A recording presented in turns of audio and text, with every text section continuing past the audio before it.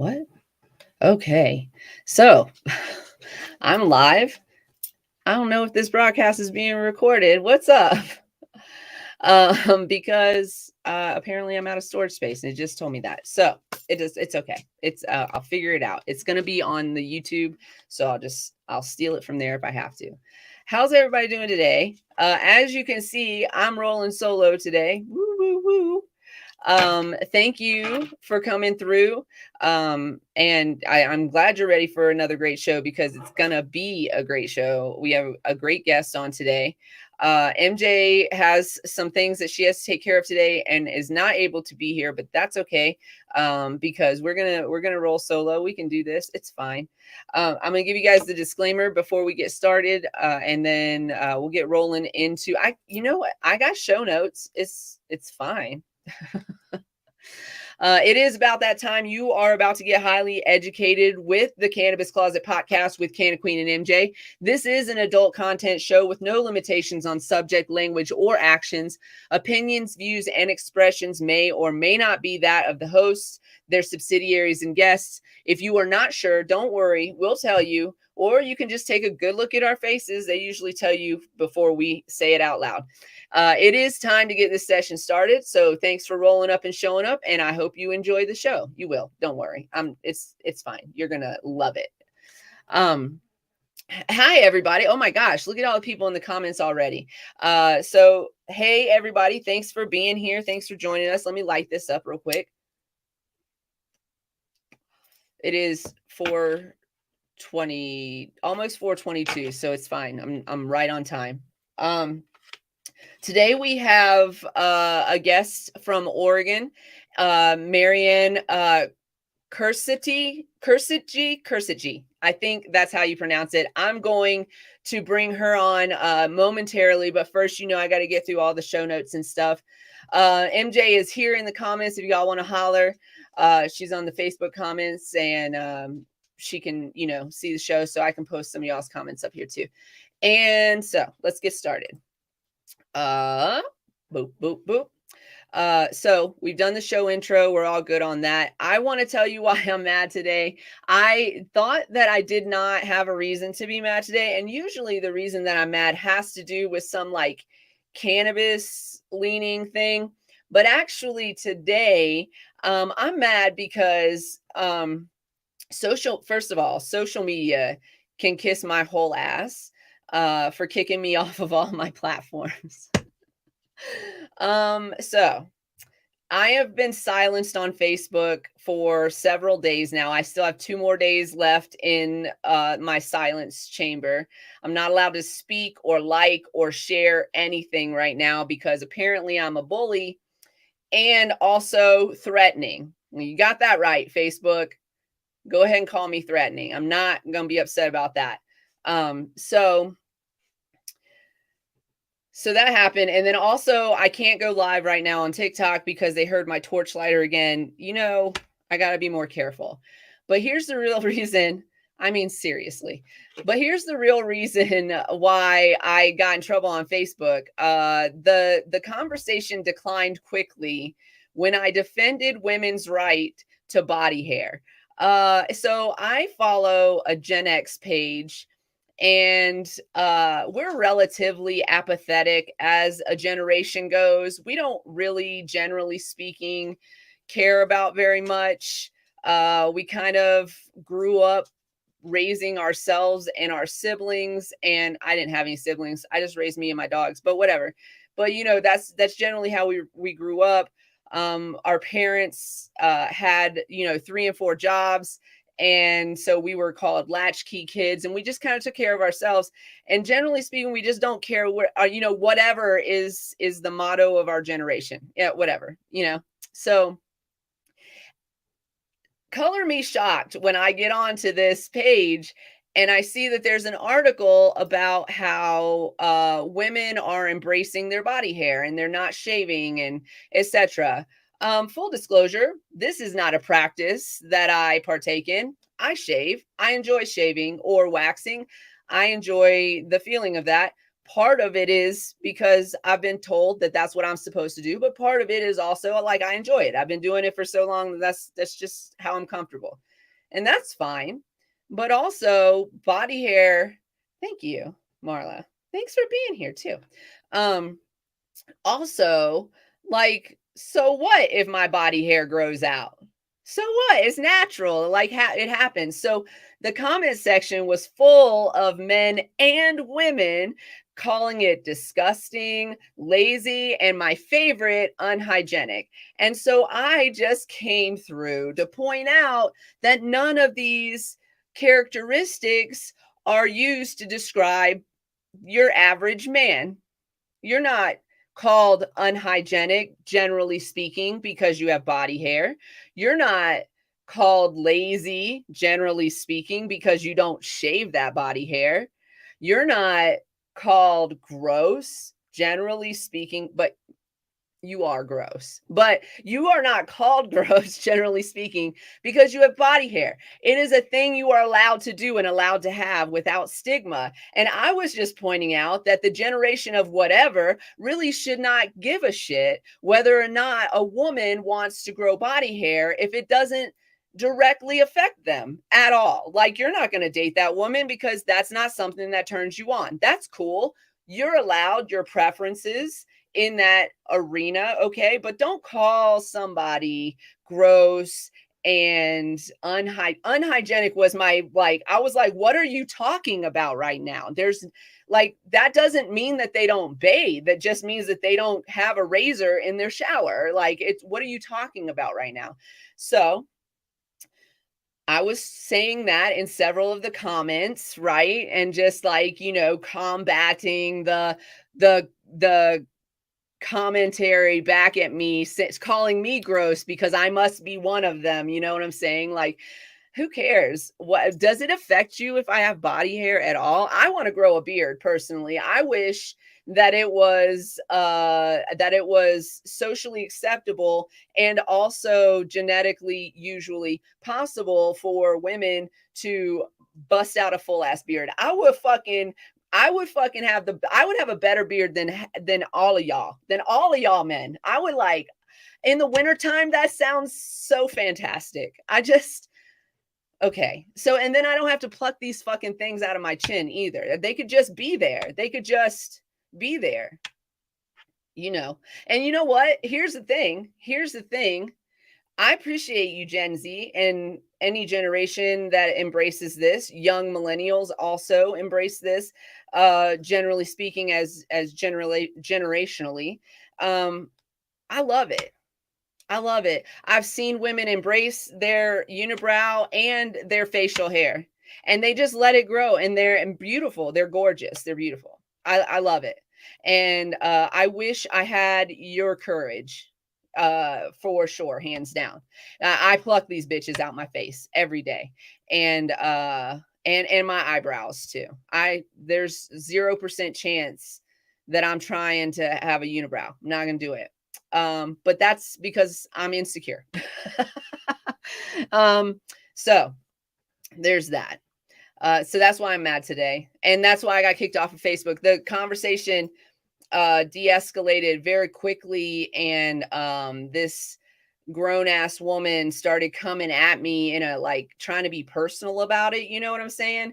And at some point I was just like, don't be a stupid bitch. I didn't actually directly call her a stupid bitch, but the algorithm in the comments got me. And they they said I'm not allowed to speak on Facebook anymore. so that's what's going on. And that's why, if you're on Facebook, by the way, that's why I haven't liked or commented or shared anything of your stuff, is because I can't even share things into a private message. I've tried to share several things in a private message, and a lot of it doesn't go through for me. It's very frustrating.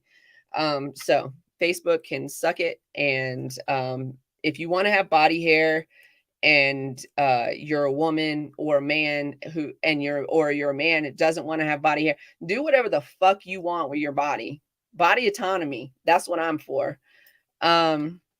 So let's see what What's the next thing? Oh, I have some women's history and some Black history for us today. I actually found something just kind of doing a general search about Black History Month and how it became a thing. So I figured I would just talk a little bit about that today, and then we're going to bring our guest on. Uh, Black History Month, as you know, is a celebration of achievements by African Americans, and it's a time to recognize the central role in U.S. history. I feel like we've come a long way. We still got a long way to go. It's a whole ridiculous conversations that are had around this particular subject is mind blowing. The event grew out of Negro History Week, the brainchild of a noted historian, Carter G. Woodson, and other prominent African Americans. And it has been celebrated as a month since 1976. And every U.S. president has officially designated the month of February Black History Month. So let's see. The Black History Month actually begins in 1915. Half a century after the 13th Amendment abolished slavery in the United States. That September, a Harvard-trained historian named Carter G. Woodson, the prominent minister Jesse E. Moreland, founded the Association for the Study of Negro Life and History, an organization dedicated to researching and promoting achievements by Black Americans and other people of African descendants. Known today as the Association for the Study of African American Life and History, the group sponsored a National Negro History Week in 1926, choosing the second week of February. This is the reason, to coincide with the birthdays of Abraham Lincoln and Frederick Douglass. So as kind of like a joint celebration there. The event inspired schools and communities nationwide to organize local celebration and establish history clubs and host performances and lectures. In the decades that followed, mayors of cities across the country had begun issuing yearly proclamations for Negro History Week.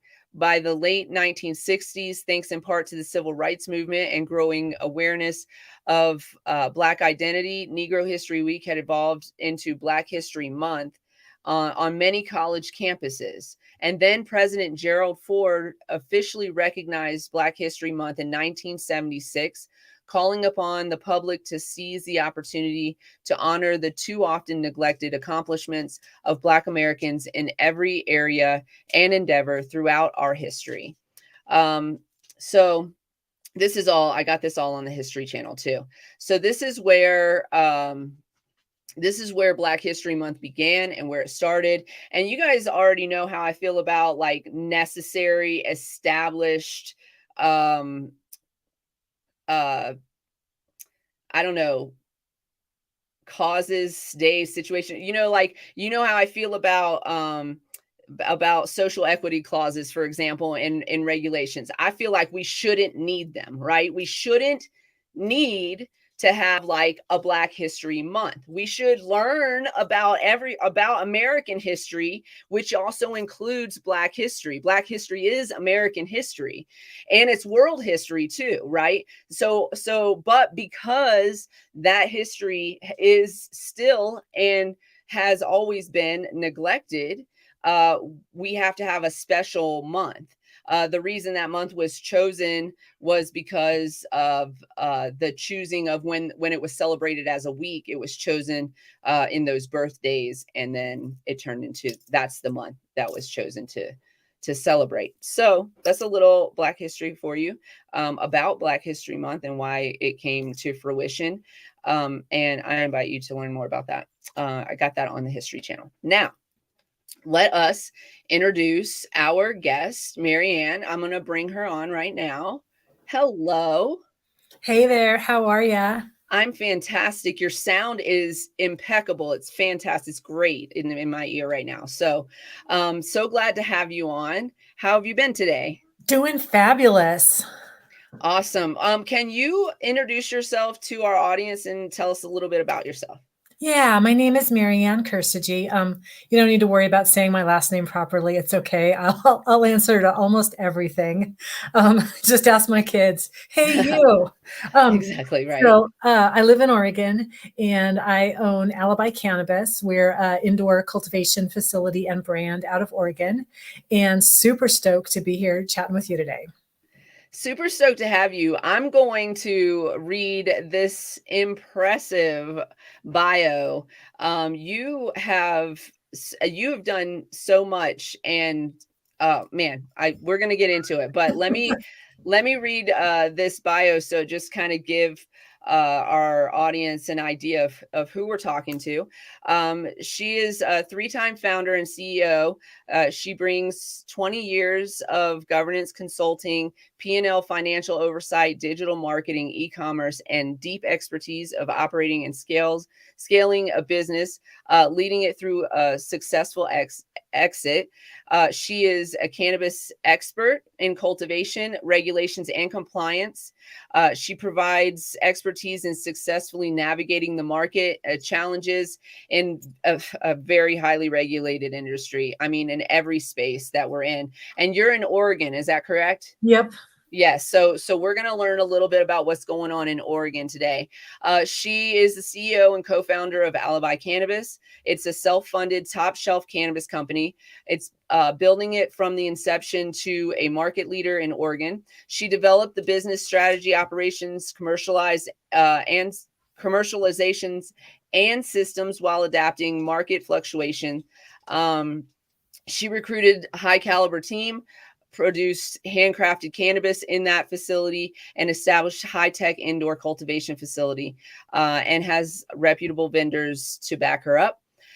She is a cannabis thought leader. I love that phrase. I love it. Or that moniker. I love it. She shares a vast network of industry associations and experts cultivated while influencing policies, rules, and laws and improving quality. She is a due diligence committee member at ArcView Collective Fund, evaluating and investing in seed cannabis and ancillary businesses. She serves as a pitchfork judge, advising companies on pitching their business and raising capital. Do you work exclusively in cannabis for that, or is that just like you do that for any company that comes through with you on that? I'm on the cannabis panel, so Yeah, Pitchforce is bigger than just cannabis, but I'm only right. on the You're on cannabis the one. cannabis panel. Yeah, I was just Correct, curious yeah, about that. It's very yeah. interesting.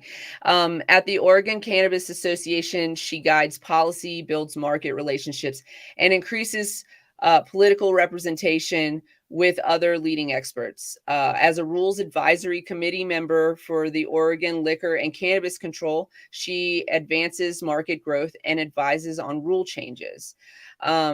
This there's so much more, but I'm going to stop right there because I want to talk about how much you impact the industry. We talk about this on a regular. The reason I'm stopping is because we talk about this on a regular basis about how being involved is so important, and you are so involved in what's going on in Oregon. You are so involved that you are helping make policy changes that are going to be help the business owners and the community that uses, consumes, grows, and has businesses in cannabis. Yeah, I mean, it's I was getting exhausted just listening to you list off all those things, but it's sure a ton of fun, and I am really grateful to be at a place um, where I'm able to leverage my experience and my expertise and hopefully make the industry better and easier for those coming up in it. I wish more cannabis owners and business owners were doing the things that you're doing. I know it's very exhausting. We we were trying to connect and make this happen because my schedule and MJ's schedule has been so hectic as well. So being a business owner just in general is very exhausting. You wear so many hats as a business owner, but then you also use your time to help create a better industry for yourself as a business owner and also for yourself as a consumer, as a patient. And not a lot of cannabis business owners do that. I think more people need to bring their voice into the room like that. What got you here? Where did this journey begin for you? And then how did we get here where you're just so involved that like they're making laws and you're like, let's Yeah. I want like that's the involvement we want to have, right? Yeah, for sure. So, in terms of how I got here, depends how much time we have and how far you We want to go have back. all the time you want. We can go back as far as you want, or we can start wherever you want in the story. But you have a great story, and we would love to hear it. Yeah, absolutely. Yeah. So briefly, my professional experience, my undergrad degree was in accounting. I got my MBA. I was very traditional, was raised very conservatively, never used weed at all when I was growing up. So it just wasn't part of the culture. Very traditional kind of business experience. That's what I was doing for years and years. And in 2015, I was diagnosed with breast cancer. And that's what completely changed my life and brought me to this amazing industry and the amazing plant. A friend of mine had given me some RSO and introduced me to this whole underground, crazy medical support system of people who were like helping people out for free and like just sharing their knowledge and sharing their products. Like, hey, this will help you feel better. It's medicine. And that completely changed my thoughts, my whole perspective. I'm like, oh wow, this is medicine, and thank you. So this business was founded in that gratitude for how we got here as an industry, for how we got here as a culture, and like, wow, this is really cool to be this time, this place today, and trying to build a business out of it. Right. Yeah, so I'm so glad that you got introduced to RSO. It is one of the best medicines out there on the market. It can treat just I like to do this, full disclosure and warning. I am not a doctor. We're not doctors. I'm not speaking from that perspective. I'm speaking from the evidence that we see of what RSO has done for people, has put stage 4 cancer patients into remission. It does happen. It can happen. We don't promise a cure ever in cannabis. I always say that when I'm speaking to patients. We don't ever promise a cure, but cannabis does cure. We've seen it. We've seen it happen. You're living proof that this happened. Yeah. So you went from being a medical patient, and then you live in a legal state where there is both medicinal and adult use legalization there now. You guys also have legalized psilocybin. Is that right? You legalized all drugs. Yeah, Oregon's this whole like weird thing. But yeah, psilocybin is actually, so they've decriminalized possession of small amounts of any drug, which we could have conversations about what that actually means on the street. But talking about psilocybin, starting in January, they're going to be issuing licenses for people to grow psilocybin and have psilocybin treatment centers. So you could go, like, let's say you have PTSD or depression or whatever.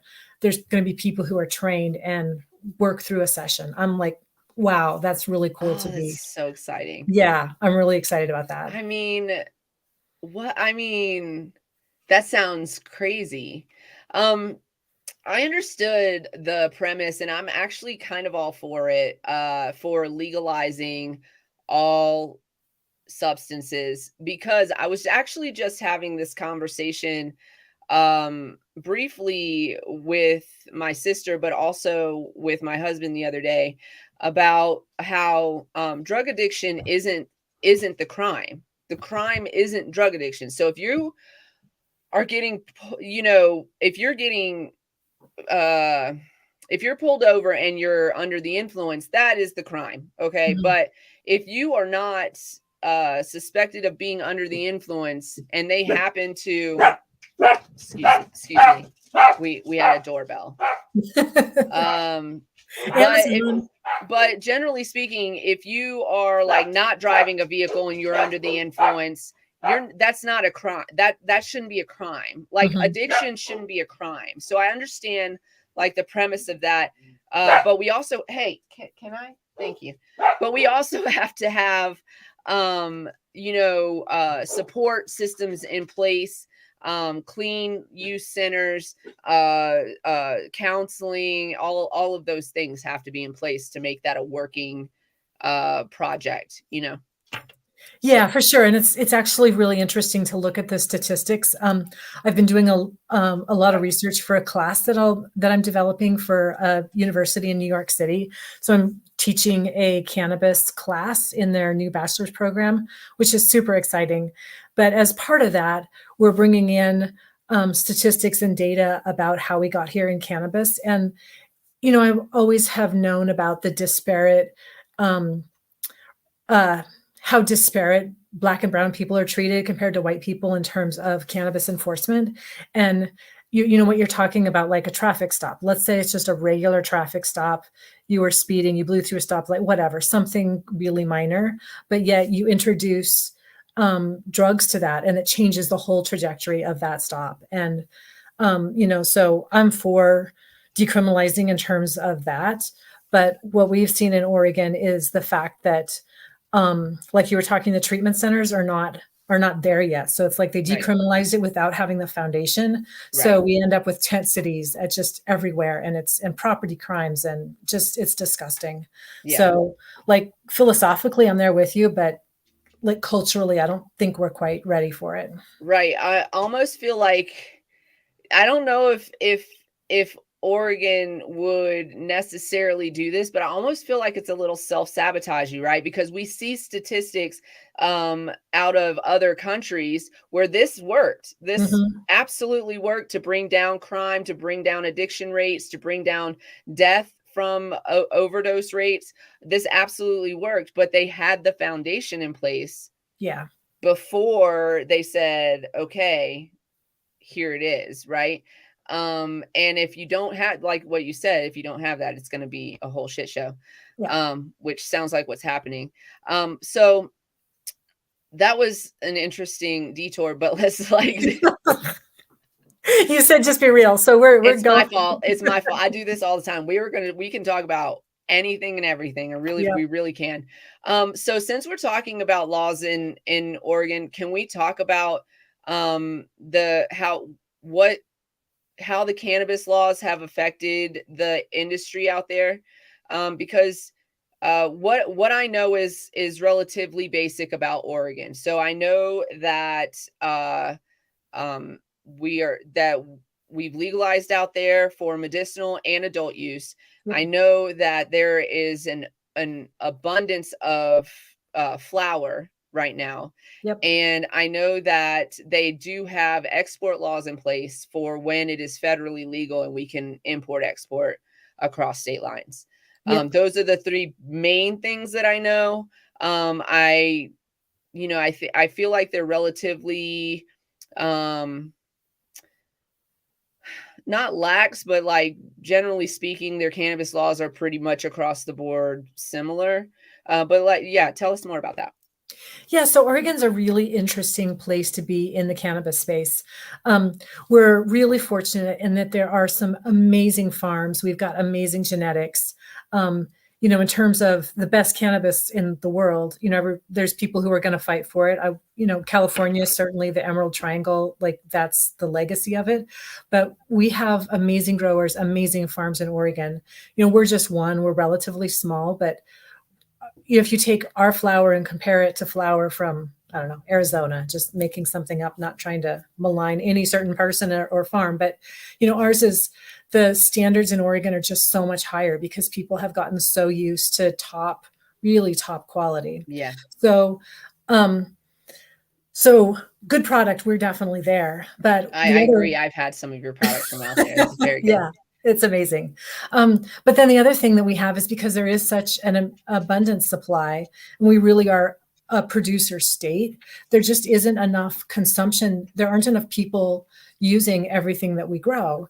And Right. so what that leads to is that leads to people selling it in the black market, and that leads to low prices, which Yeah. is really bad for business, because the Right. whole reason we're spending all of this time on compliance and all of this work trying to follow the rules and to do it right is so that we can sell in the regulated market. Right. And then to have other people undercut us and do black market deals and just paying dirt prices for top quality weed, it's just not a way to build a thriving business and a thriving industry. Right. So that's why we're working. So I was part of a team. We worked on really advocating for that at the legislature. So starting in January, they passed a rule that there's not going to be any more licenses issued.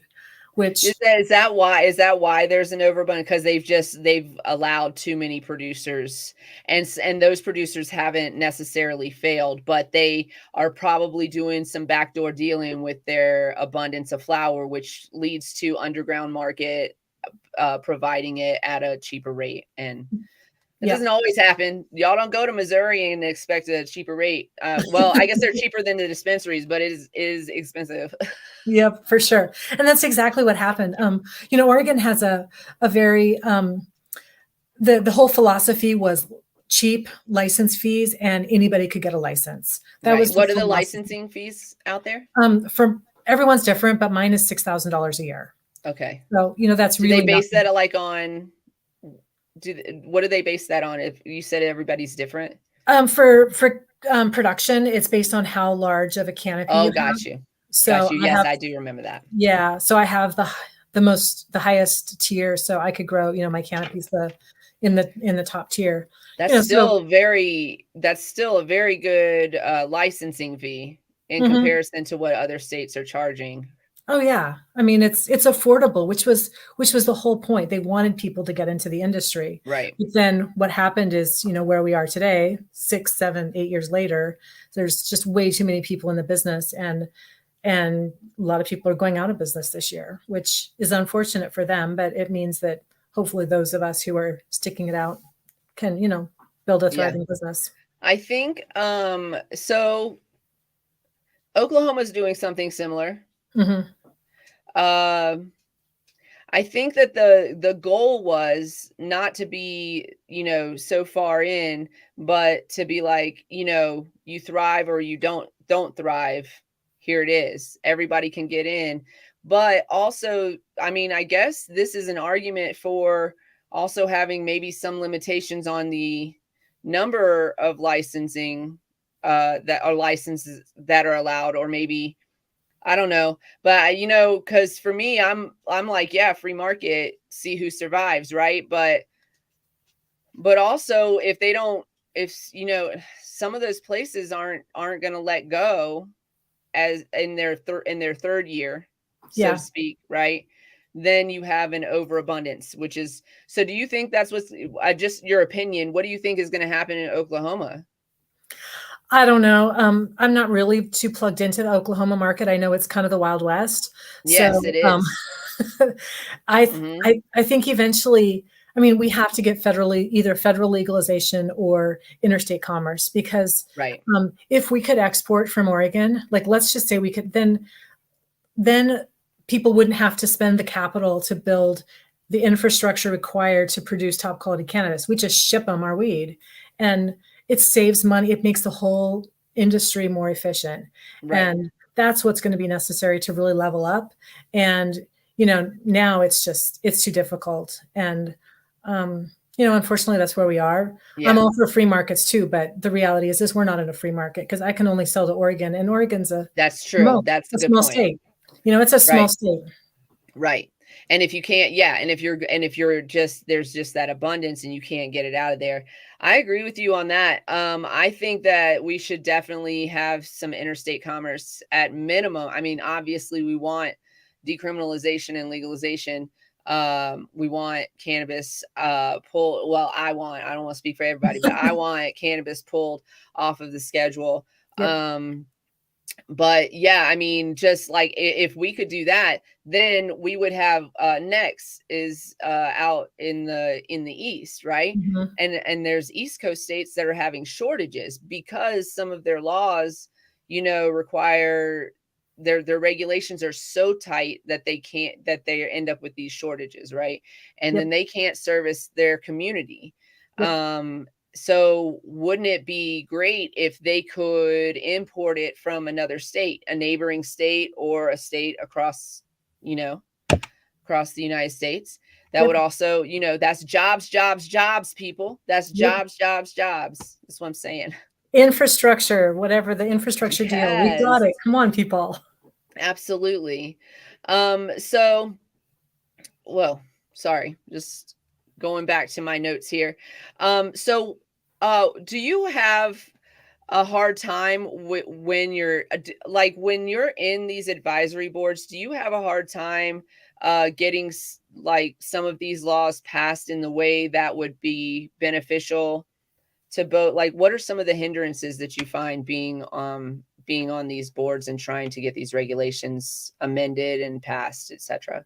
Yeah, it's so just first of all, I'm just one voice of many. There are a lot Right. of really amazing, powerful people who are advocating for change in Oregon. So I'm just happy to be part of the group. And it's the challenges are there. A couple really big challenges. One of them is that a number of our regulators, the people who work in our regulating body, still consider cannabis like some illegal criminal enterprise running cartels and all of this stuff. So they Yeah. treat us like that, even though we're following all the rules and we're licensed. So it creates this whole environment where it's the regulators versus the regulated. And Hmm. it's so I'm working really hard on building better relationships there. But some of these people that's just their impression. I mean, I had somebody tell me straight to my face, "You guys are all criminals." I'm like, Yeah. hello, no, I'm not. But that's how there's they treat us. there's some there's some news stories that would make you a hypocrite, okay? Mhm. Because y'all are criminals. Yeah. Yeah, and stories coming out of California with like the raids at Jungle Boys, whatever, couple weeks ago.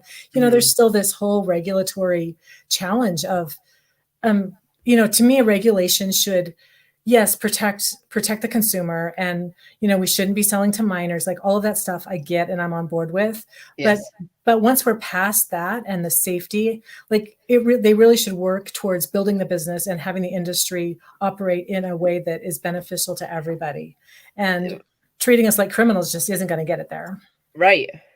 One of those things that they could do is allow us to put our money in banks. I You mean mean not dig holes in the backyard and bury I piles of mean, cash? what in the world? Like, it doesn't compute for me. You Yeah, want us to do this business, you want us to do it legitimately, you don't let us do the things that we need, like, you don't allow us to do that. yeah, We can't do it. Fix it. You could fix it. yep. So how did you get, like, how did you go from and maybe there's like a conjunction with that, but how did you go from being a patient, then a business owner, to then being on the, like, did did it start in volunteering, or like where did you start in being on these advisory boards and regulatory boards? Yeah, it's interesting because I don't know if you've experienced this, but being a woman in business, years ago, I often felt like I had to mute my voice. I was about to say, I don't know what you're about to say, but I'm going to say yes, I have experienced that. So the older I get, the more I realize, you know what, I just got to let it out and just be me. And if I've got something to say, just say it. Not that it's always right or that it's always got to be the loudest voice, but don't hold myself back.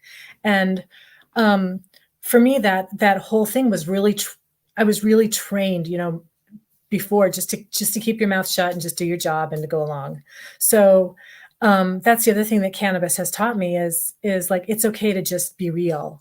And so I started volunteering and I'd speak up and just like, hey, if I've got an idea, let me share it. I'll email 5 people who I think might want to know it. And hey, it may not go somewhere, but at least I let my voice out and give them some ideas and contribute to the industry in a way that's helpful. Right.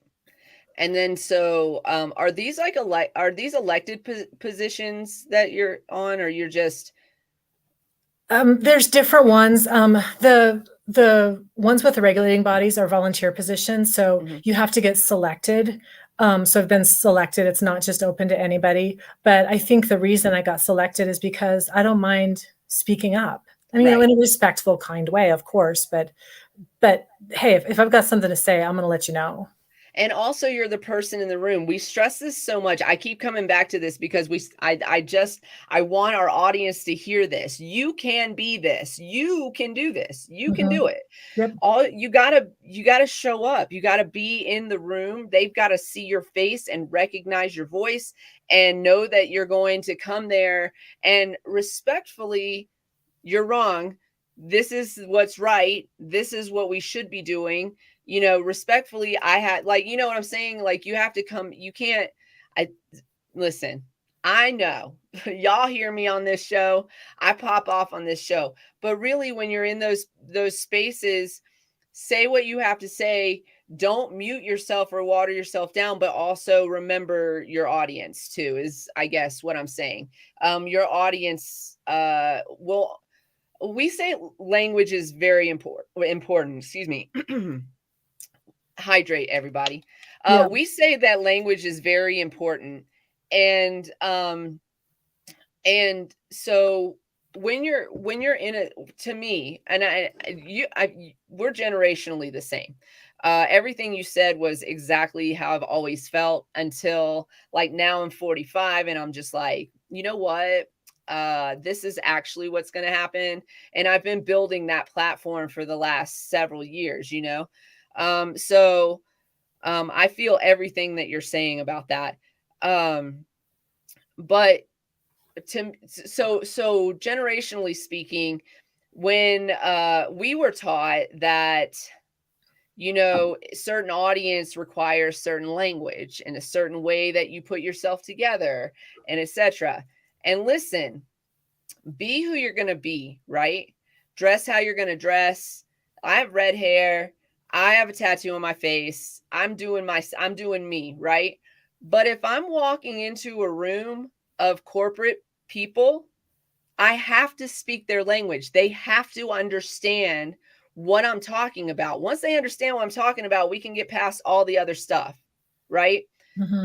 But um when you go into these spaces, use your voice and use it effectively. Make sure you know who you're talking to, is my point. So if you're talking to some corporate people, put on your jacket and speak their language. Use cannabis as your terminology. Use, you know what I'm saying, or their terminology and the regulations. Speak to those regulations. Know what you're talking about when you walk in the room, kind of thing.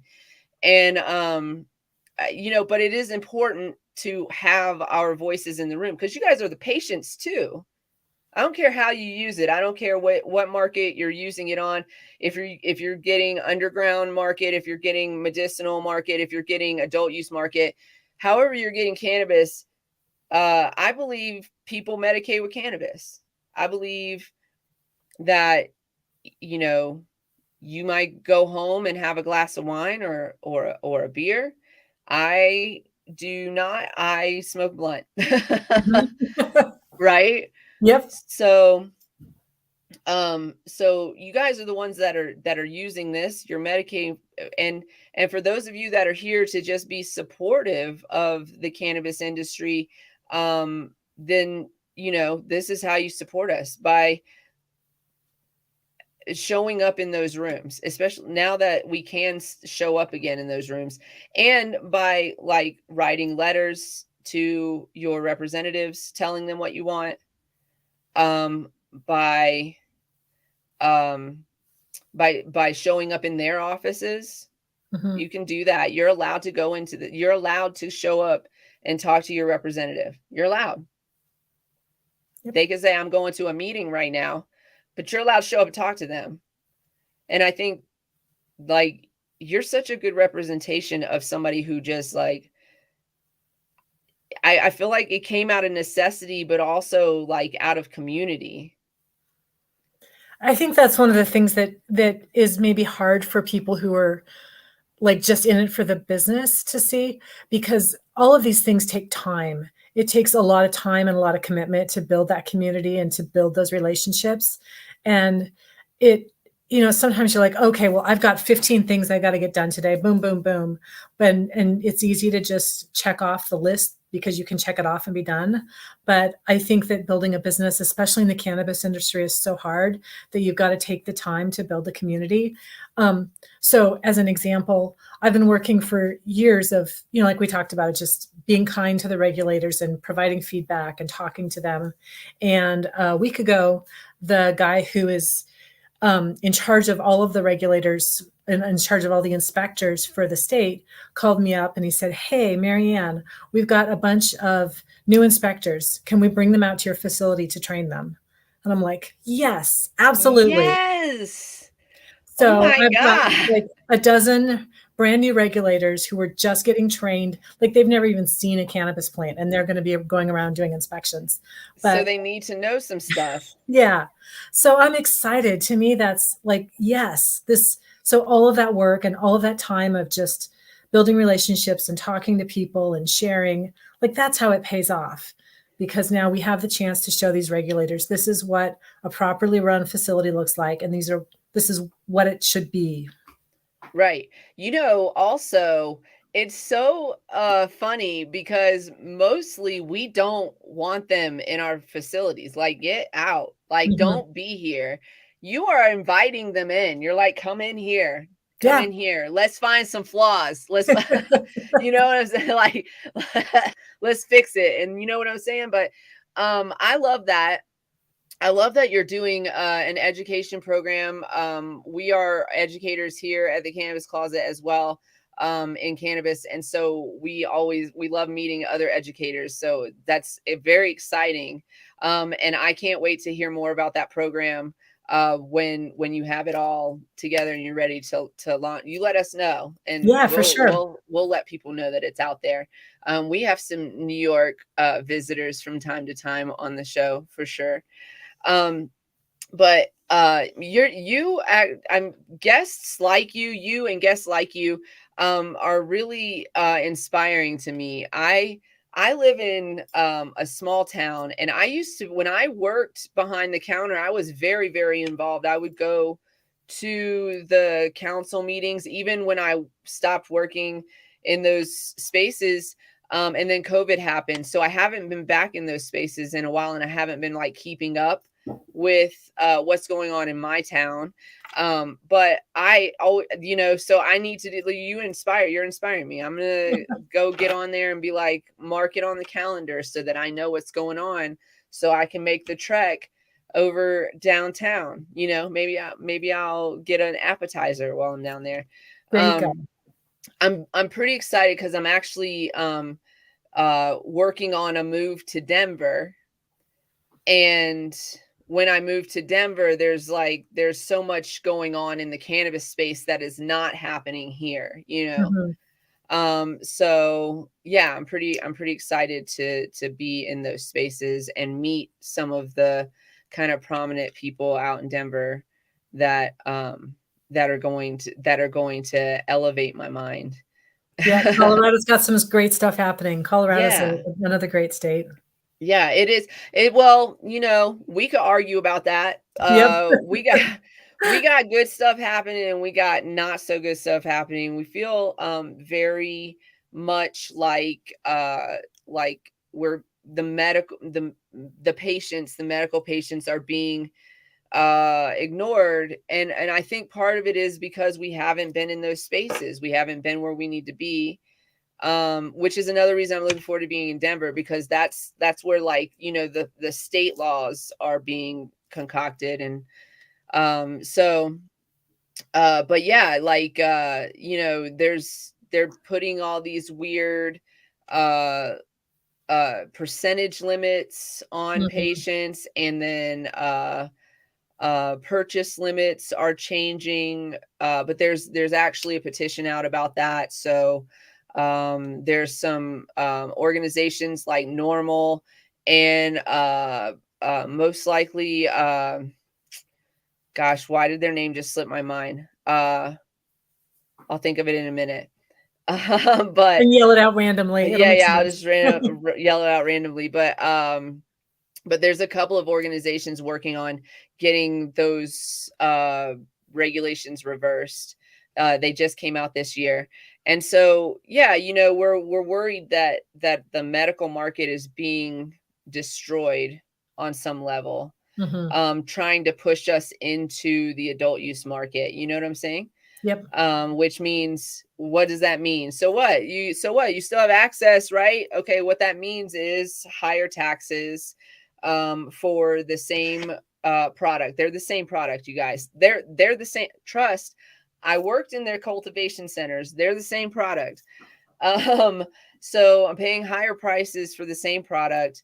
I don't have access to all of the same products, produced products, because some products are only produced on the medicinal side. And the list could go on and on. But we also have great cannabis laws, and we were one of the first to implement them. We were the first to go adult use, and our cops aren't raiding us like they're doing out in some of the California spaces still in 2022. I can't even believe it. They've been anyway. Yeah, crazy. Sometimes it's back 2 steps forward, 1 step backward. Everybody thinks when you go out west that we have a more lackadaisical view on life. And there are some spaces where that's true, but not in cannabis. not in the regulated area, not with regulators, and not with people that are making it difficult for us to run businesses or obtain our medicine. Yeah. Any regulated thing. I mean, it's kind of weird, because you think the people in California, generally speaking, are lax. That's what you think about when you think about California, right? And on the West, but that's not how they're run. That's not how their representation it looks, Yeah. So I feel like you feel that in Oregon as well. Seeing where there's like the population is kind of chill, but when you talk about the people making laws for us, for our community, they are not. They are stigma. Yeah, we could go on and on about Yeah. those rights, but yeah. Yeah. I don't know if you wanted to talk about our brand at all. Yes, I absolutely do. So let's take. Thank you for that. Let's take some a segue to do that, and then we'll take a commercial break and a smoke break. Perfect. Yeah, I can't join you in this smoke break because I'm at my parents' house, actually. So we'll do it virtually. Oh, she's 16, y'all. I know. Stuff the towel under the door. It feels like it. Oh, that's okay. I'll partake for you. They'll partake for you as well. Perfect. That's all we need. And then we won't keep you much past an hour, so that you can go take a little break for yourself. Yeah. Yeah. Tell me about your brand. I want to know all about this. So you can see on that side. So our brand is Alibi, and this woman is an NFT that we purchased last year. And that's what we're leveraging now for all of our branding. We've just come out with some pre-rolls, some joints in Oregon. I'm actually working with a company in Massachusetts. Hopefully we'll have these in Massachusetts soon. And then the sky's the limit in terms of where we can bring our brand to, but we're focusing on beauty and like finding, like we were talking before, of just kind of just chilling out and like, okay, look for something. It's so easy to get focused on the stuff that you have to do, like paying the bills and working and all that. Right. But I think it's important to just take a moment and look for the beauty in life. And so that's what she represents to us is, she's beautiful, she's sexy, she's cool, and like just like just be beautiful for a moment. Yeah, I love Whether or that. not you have armpit hair or not. She made So you can have all the body hair you want. That's right. You can still be beautiful. I know nothing about NFTs. I'm gonna have to learn this technology. I feel like, when our parents realized that they were gonna have to learn to do computer things, Yep. that's how I feel about NFTs. I'm like, I don't know if my brain can compute, but I'm gonna give it a shot because in my heart, I feel young. So let's give it a go. Yeah, and I'm certainly not an expert. I kind of feel like I start at the same place, like, okay, what is this and why do I care? But the fact that it's digital art, so we bought it, we own it, 100% of it, and so not only is she digital, but then we also have the rights for packaging. But the digital version, if you look on our website, her wings flap and the smoke moves. So it's Oh, just cool. this captivating way that of art and looking at things and just having something beautiful around you. So we've actually put together a couple displays for some of our favorite shops in Oregon that have her animated, and so we're displaying her Oh, that's animated in the shop, and people just love it. They're like, oh wow, what is that? And I'm like, that was exactly what we wanted. yeah. Just like take a moment, breathe, and just enjoy the beauty. I love that. She is very beautiful, very captivating, and now that I know that the wings move and there's smoke, I need one. I need one. I Okay, need we'll hook one. you up. We'll hook you up. Marla and MJ, listen, is Walter here too? I need one. I want one. I don't know what they cost. I don't know what to do with them. I don't know what they are, but I need one. And I'm just saying that. I'm one of those people I read something once about um, the type of people that we are, and it was described in terms of the brand new iPhone. It Mhm. was described in terms of that. So it was like, you are either the person that sleeps outside in a tent overnight, camping out to be the first to get this brick thing, okay? Mhm. Or you are the person who, if I mean, this is just in terms of iPhone purchasers, right? Okay, like generally speaking, though, this is how I think of it. Or you are the person that sits back and waits to see how that iPhone works for other people, Yep. and then you go buy your iPhone. And I'm that person. I want to know, how's it work? What does it do? Should I do it? Is it worth it? Let somebody Mhm. else take it, like let somebody else fail at it first. Kind of also, I agree with the premise that don't do it first in a lot of cases. There's some things that you do need to do first, absolutely.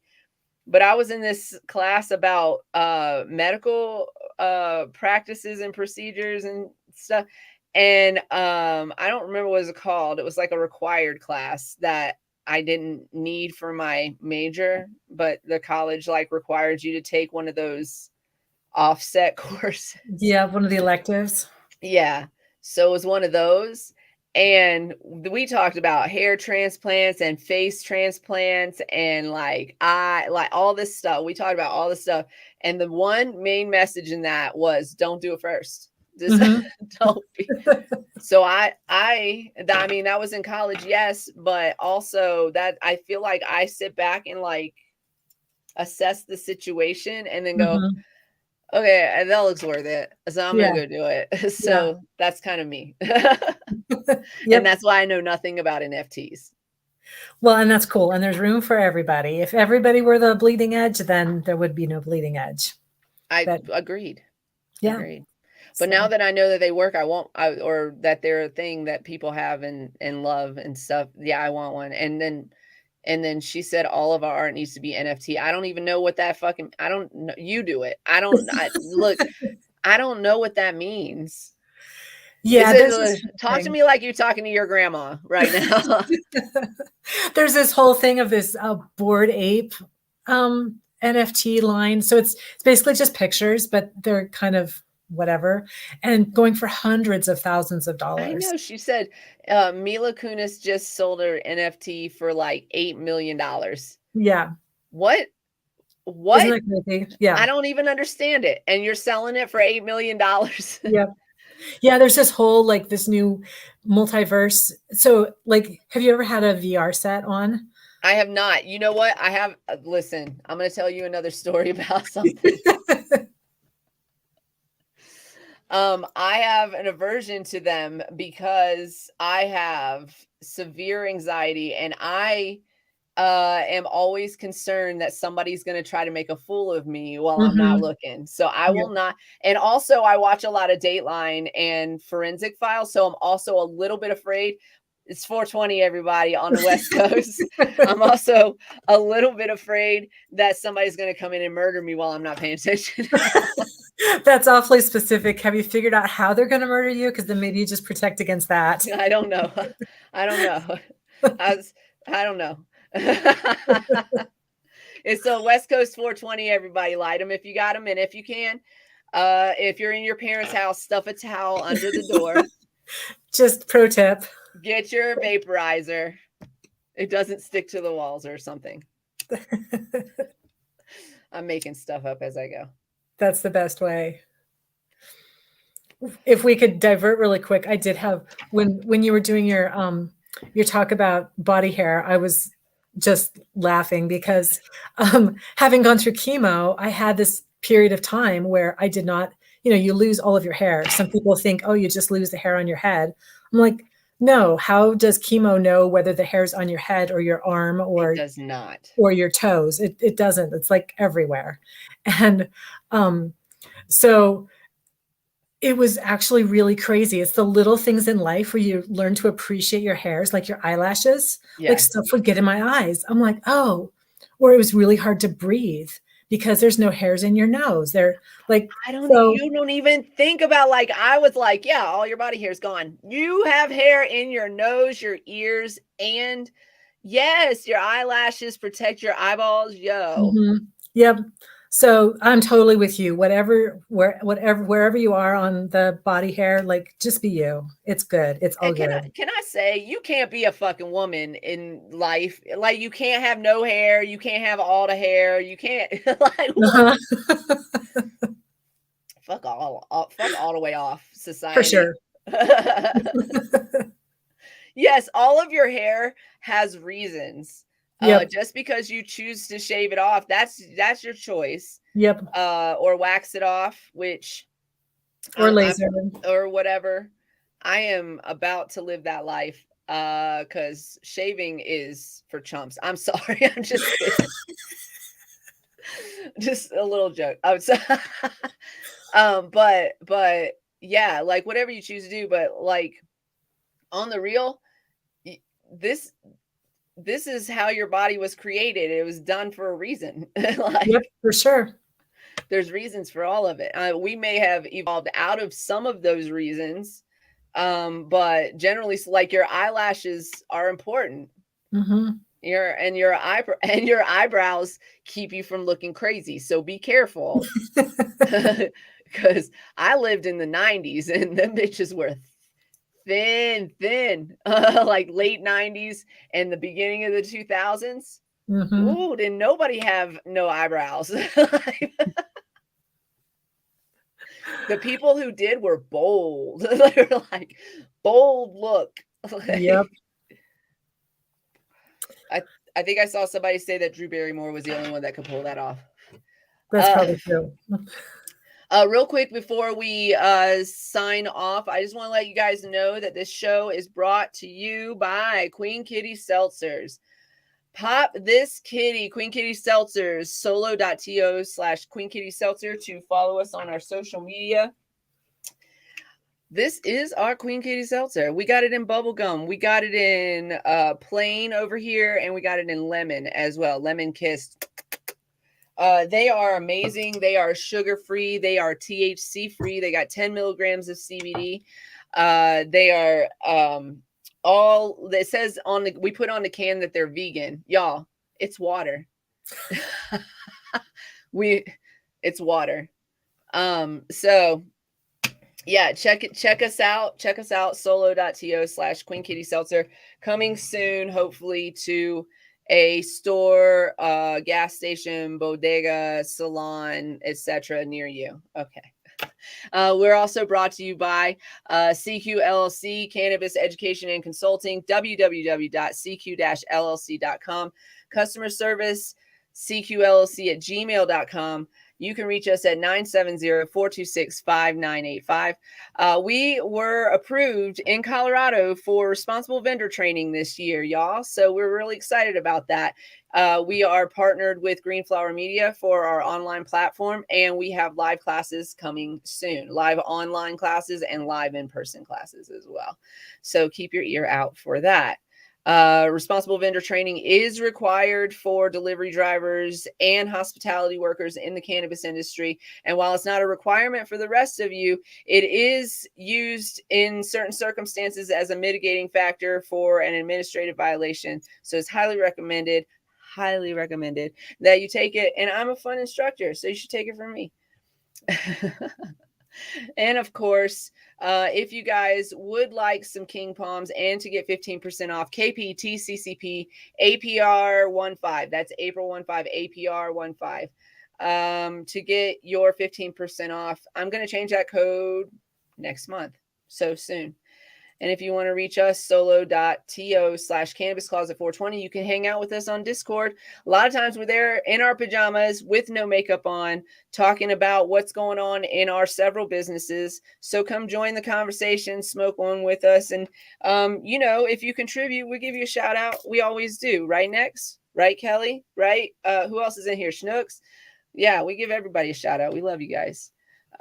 Thank you guys. Thank you for coming through, Marianne. You have been an amazing guest. You're so interesting.